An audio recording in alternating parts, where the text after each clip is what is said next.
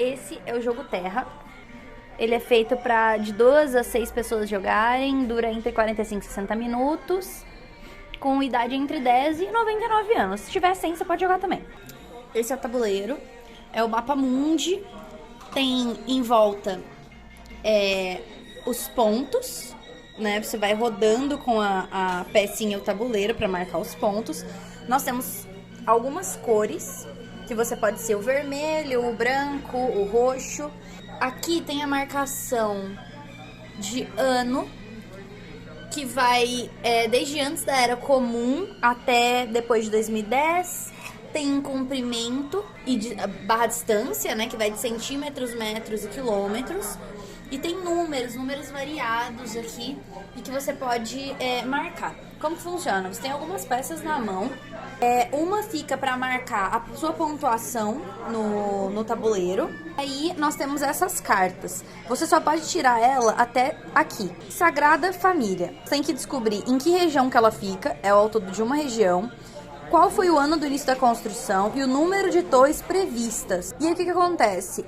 Você vai fazer uma rotação entre os jogadores. Cada um, na sua vez, vai apostar uma das suas pecinhas em algo. Por exemplo, em que região que eu acho que fica a Sagrada Família? Sei lá, eu acho que fica no Saara Oriental. Eu aposto aqui.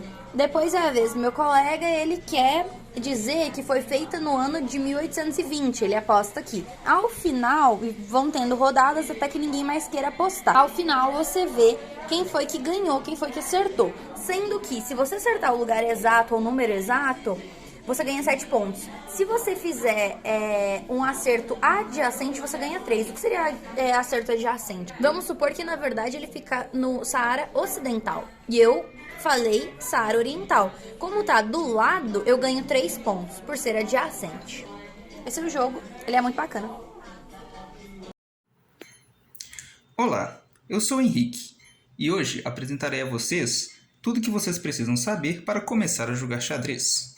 Neste vídeo, veremos 3 grandes tópicos: as peças e seus movimentos, a posição inicial do jogo e qual é o objetivo. Começaremos explicando as peças, com o peão. O peão movimenta-se uma casa para frente, apenas uma. Porém, para tomar as peças de seu inimigo, ele anda na diagonal. Fique atento, pois comer a peça do inimigo troca você de lugar com ele, assim podendo te deixar vulnerável. Vale ressaltar que, se você conseguir chegar com seu peão no final do tabuleiro, você poderá trocá-lo por uma de 3 peças: a torre, o bispo ou uma rainha. Agora, explicaremos a torre. A torre se movimenta nas horizontais e verticais e para os lados quantas casas o jogador quiser, podendo se mover quantas casas quiser para essas direções. Porém, apenas em um sentido por turno. O que significa? Bem, se você quiser chegar nessa casa, você tem que ir para frente, esperar um turno e ir para o lado. Ou ir para o lado, esperar um turno e ir para frente, não podendo fazer os 2 movimentos no mesmo turno. Isso vale para qualquer peça que se move mais de um quadrado por turno. O bispo é extremamente semelhante à torre, podendo se mover quantas casas quiser, porém nas direções diagonais, seguindo as mesmas regras da torre. Vale ressaltar que ambas essas torres podem comer apenas uma peça por vez, não podendo passar direto e comer 2, por exemplo. O cavalo anda em formato de L. O que isso significa? Ele pode andar 2 casas na direção horizontal ou vertical, ou para os lados, e uma casa para um lado oposto, podendo fazer isso para frente, para os lados ou para trás. Quando o cavalo se movimenta, ele não pode comer as 2 peças, ele come apenas a peça em que parou. A rainha é uma junção da torre e do bispo, podendo se mover em qualquer direção quantas casas quiser, seguindo as mesmas regras, claro. E o rei se movimenta em qualquer direção também, porém apenas um quadrado. Pode ser até mais fácil visualizar a área de movimento dele como um quadrado à sua volta. Muito bem, agora que você conhece as peças, vamos discutir como elas devem estar no começo do jogo.